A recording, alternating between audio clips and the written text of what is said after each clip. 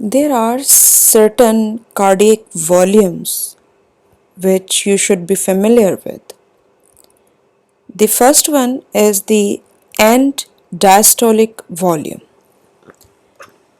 During diastole, filling of the ventricles normally increases the volume of each ventricle to about 110 to 120 milliliters. This volume is known as end diastolic volume. The next one is the end systolic volume.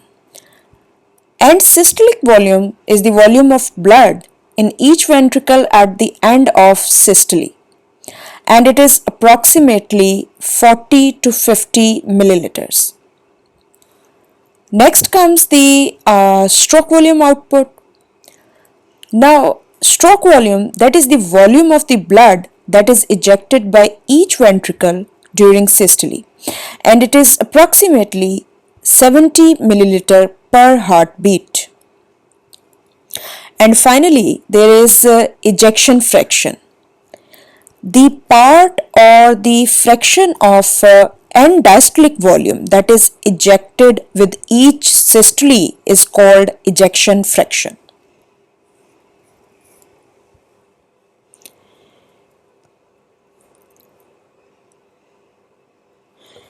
Now I am going to introduce you to certain pressure and volume changes briefly, and that is important for your understanding of the cardiac cycle, and you need to memorize these pressure changes. So let's first start with the pressure changes in the left ventricle during the cardiac cycle. Now focus closely on this figure. Here you can see the ventricular systole, which lasts for 0.27 seconds, and you already know that the ventricular systole that consists of three phases, that is isovolumic contraction, rapid ventricular ejection and slow ventricular ejection. Now we will see that how pressure changes in our left ventricle during this ventricular systole and its subphases. So what happens during the isovolumic contraction? First of all, the isovolumic contraction that lasts for only 0.03 seconds. Now how does the pressure changes? You see, during the isovolumic contraction, pressure increases from 5 mm mercury to 80 mm mercury in normal adult, but the volume does not change. So please memorize these pressure values. During the isovolumic contraction, the pressure increases from 5 to 80 millimeter mercury. Then next is the rapid ventricular ejection, which lasts for 0.08 second, and during this ventricular ejection, the rapid one, forceful contraction increases the pressure up to 120 millimeter mercury in normal adult. Then there is slow ventricular ejection.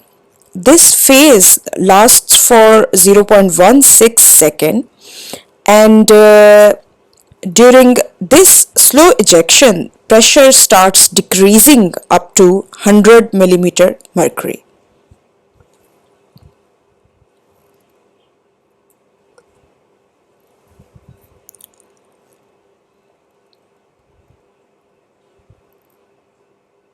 Now let's talk about the ventricular diastole. And you know that the ventricular diastole that consists of the isovolumic relaxation, rapid filling, slow filling and atrial systole. So we are going to see that how the pressure changes they take place during the ventricular diastole. First one is the in the ventricular diastole, the first event, that is isovolumic relaxation, which is of 0.05 seconds. So what happens that the ventricles, they are relaxing with the atrioventricular and the semilunar valves closed. So you see a vacuum is created. So the pressure, it decreases from the 100 millimeter mercury to only 3 millimeter mercury. In the isovolumic relaxation, the pressure in the ventricle, that is decreasing, but the volume remains same, and the pressure, it decreases from 100 to 3 millimeter of mercury. Next is the rapid filling phase, which is of 0.16 second. Here, during rapid filling, pressure in the atria is now more than in the ventricles due to the passive atrial filling. The atrioventricular valves, they open and blood rushes into the relaxing ventricles.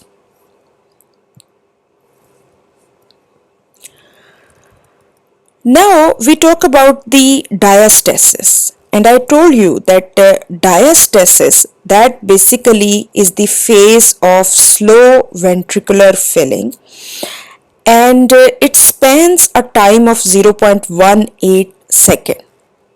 So what happens in diastasis, that atria and the ventricles, they act as a single cavity, because blood directly pours into the chambers from the veins, and ventricles are filled up to their relaxed capacity, but there is no increase in the pressure. So during the slow filling phase, there is no increase in the pressure. Next is the atrial systole, which is the last part of ventricular diastole, and it is of 0.14 second. And you should know, I already told you that atria, they act as the primer pumps. The atria now contract to pour extra 30% of blood forcefully into the ventricles. So the ventricle is now stretched, and the pressure, it increases in the ventricle to 5 millimeter mercury. I hope you understand these pressure changes. So now we are going to move to the volume changes which take place in both the ventricles. As you can see in this figure, at the end of atrial systole, and diastolic volume, that is around 130 to 135 milliliters in both the ventricles. Here on the y-axis, you can see the left ventricular volume, and you can correlate it with the heart sounds. So what happens that at the end of the atrial systole, our end diastolic volume is around 130 to 135 milliliters. So during isovolumic contraction, the volume, it is again 130 to 135 milliliter, but 70% of this volume is ejected during the rapid ejection phase. Now 30% is ejected during slow ejection phase, and a total of 70 milliliters is ejected, which is called the stroke volume, and we denote it with SV. 60 to 65 milliliters is present at the end of ventricular systole, and this volume is also called the end systolic volume. So, my dear, during the isovolumetric relaxation, the volume which is present is 60 to 65 milliliters. 70 to 80% they are filled during the ventricles. They are 70 to 80% filled during the rapid filling phase and during diastasis, while 20 to 30% are filled during atrial systole, and the total end diastolic volume, it becomes 130 to 135 milliliters.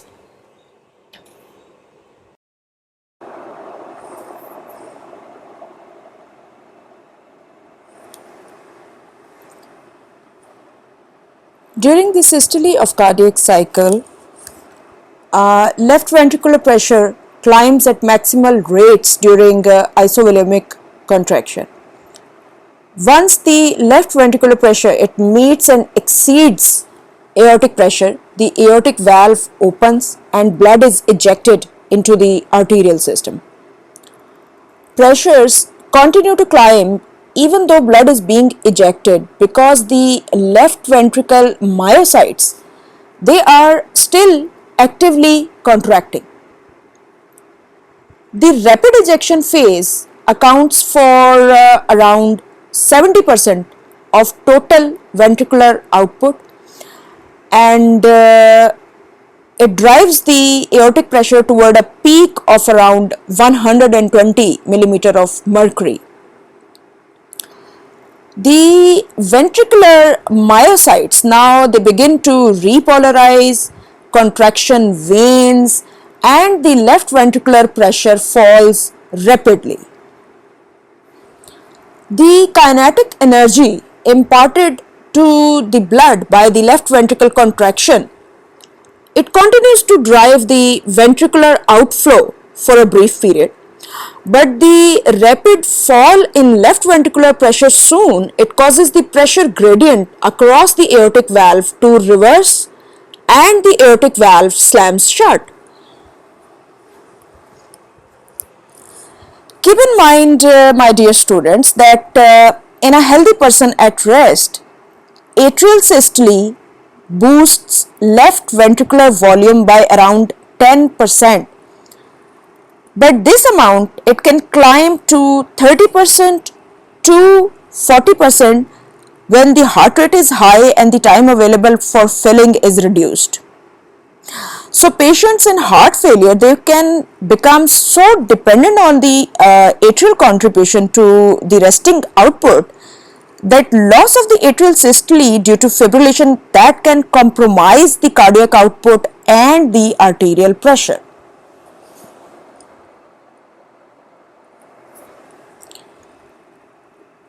Let's move on to the diastole of cardiac cycle. Once you see the left ventricle, it refills with the pulmonary venous blood by way of the left atrium during diastole. By the end of the diastole, the ventricle, it has neared capacity, but the atrial contraction, it forces a small additional blood bolus into the chamber lumen, and that is called the atrial kick. I have already mentioned. At the same time, the left ventricular pressure rises to around 10 to 12 millimeter of mercury. Now, left ventricle's end diastolic volume, it stands at 120 milliliters in an individual at rest, although the range of the values considered normal is quite wide. It is from 70 milliliters to 240 milliliters. So what happens next? The intraventricular pressure, it dips below the atrial pressure, the mitral valve opens and filling begins. Now the left ventricle's muscle bands, they cause it to shorten, to twist and wring the blood out through the valves during systole. With relaxation, the myocardium, it rebounds through natural elasticity, and pressure continues to decrease rapidly even as the blood surges in from the atrium, and the cycle then repeats itself. Now keep in mind that the left ventricle, it does not empty completely during systole, and end systolic volume is usually around 50 milliliters. Now if we subtract the end systolic volume from the end diastolic volume, it gives us the stroke volume, which defines the amount of the blood transferred from the left ventricle to the arterial system during systole. Now this stroke volume, it should be more than 60 milliliters in a healthy person. When we divide the stroke volume by the end diastolic volume, it yields ejection fraction, which normally is 55% to 75%. Keep note that ejection fraction, it is an important measure of cardiac efficiency and health, and therefore it is used clinically to assess the cardiac status in patients with heart failure. For example, you see the ejection fraction that is typically estimated non-invasively using a 2 or 3 dimensional echocardiography. An echocardiogram, it can measure the end systolic volume and end diastolic volume, and in addition to that, it can also measure the wall thickness, muscle shortening velocity, and the blood flow patterns during contraction and relaxation. We are discussing the pressure changes and the volume changes. Let's look at the aortic pressure closely. Well, see here in this figure, you should know that the arterial system is comprised of small bore vessels that do not stretch easily. So in practice, this means that arterial pressure rises sharply when the left ventricle forces blood into the system. But this pressure readily dissipates when blood flows out of the system and enters capillary beds.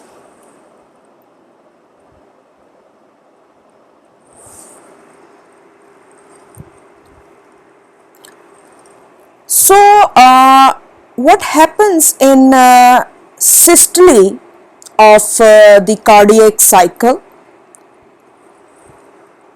Regarding aortic pressure, you see the aortic pressure is insensitive to intraventricular events so long as the aortic valve is closed.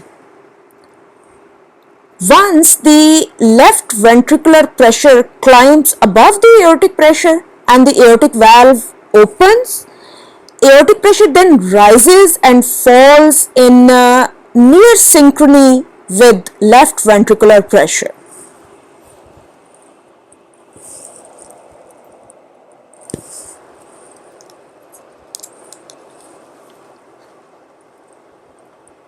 Now look closely at these two figures which describe the aortic pressure changes during the diastole of cardiac cycle. You see, aortic pressure, it dips briefly immediately following aortic valve closure, creating a characteristic dicrotic notch, or you can call this dicrotic notch as incisura in the aortic pressure curve. The notch is caused by the aortic valve bulging backward into the left ventricle under the weight of aortic pressure when it closes. Aortic pressure declines slowly throughout the diastole, reflecting blood draining out of the arterial system and into the capillary beds.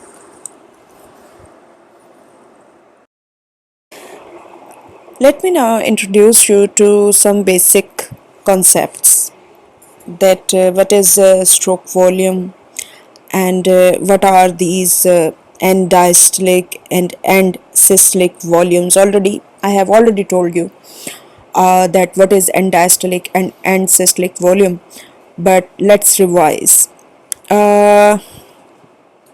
Stroke volume is the volume of blood which is ejected from each ventricle in each beat.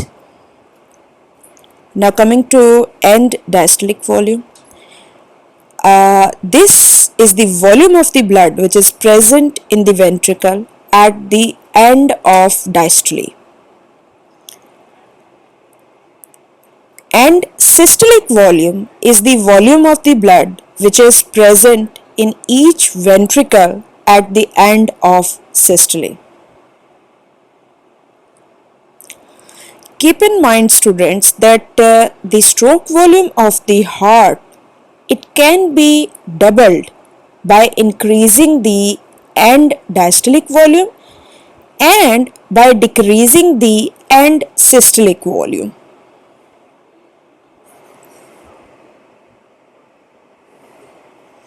Now here is an important concept from the cardiac cycle, which is called ejection fraction. The fraction of the end diastolic volume that is ejected is called the ejection fraction. The ejection fraction is calculated by dividing the stroke volume by the end diastolic volume, and it has a normal value of about 60%.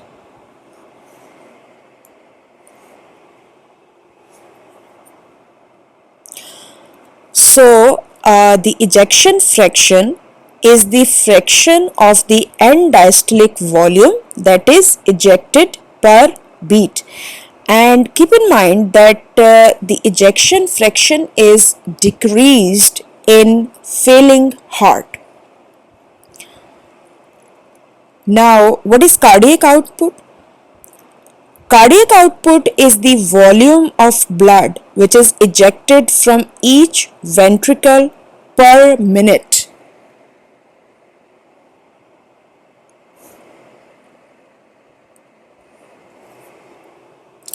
Let's move on to the heart sounds which are produced in cardiac cycle. One of the cyclical events in the heart, that is the appearance of sounds which are audible from chest wall on the onset of systole and diastole.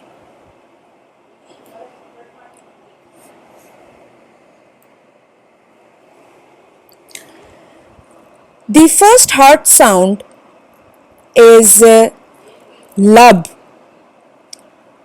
This first sound is heard at the beginning of ventricular systole. Its duration, you can see here, it is around 0.14 to 0.15 seconds, and frequency lies in 25 to 45 hertz. Characteristically, this first heart sound is soft at slower heart rate. Now, how the first sound is caused?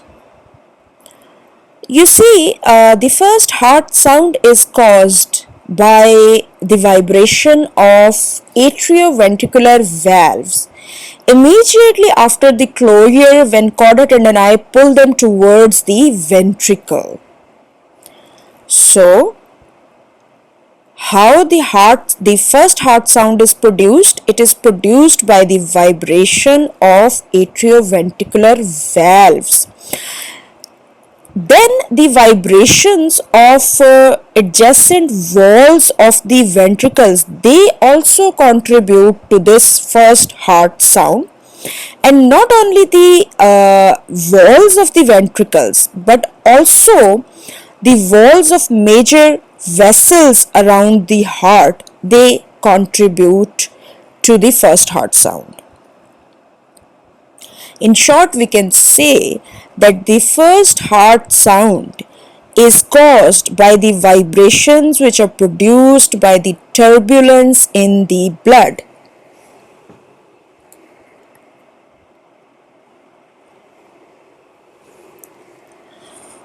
There are two components of first heart sound, the mitral component and the pulmonary component. And these two components are due to the opening of the semilunar valves and the turbulent blood flow into the large arteries. And this first heart sound is louder during exercise and weaker in the myocardial infarction. Sometimes there is splitting of first heart sound. There is physiological splitting when mitral valve closes earlier than the tricuspid valve, and there could be pathological splitting of first heart sound also in case of left bundle branch block or right bundle branch block.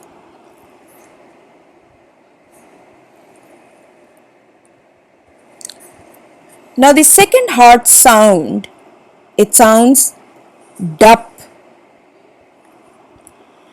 This second sound, it is heard at the end of ventricular systole. You should know its duration frequency. So the duration is short and it is around 0.1 to 0.12 seconds. Frequency is more than 50 hertz, so we can say that it is a high pitch sound. The second heart sound is a high pitch sound, and this second heart sound is best heard over the aortic and the pulmonary area. So when you are auscultating the chest, keep in mind that the second heart sound that is best heard over aortic and pulmonary area, and it radiates towards the aortic and pulmonary arteries. Sorry. Now this second heart sound, it becomes louder when the diastolic blood pressure is high.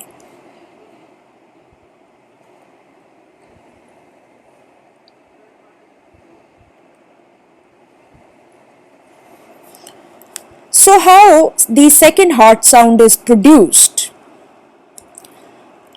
Second heart sound, it is caused by the closure of semilunar valves.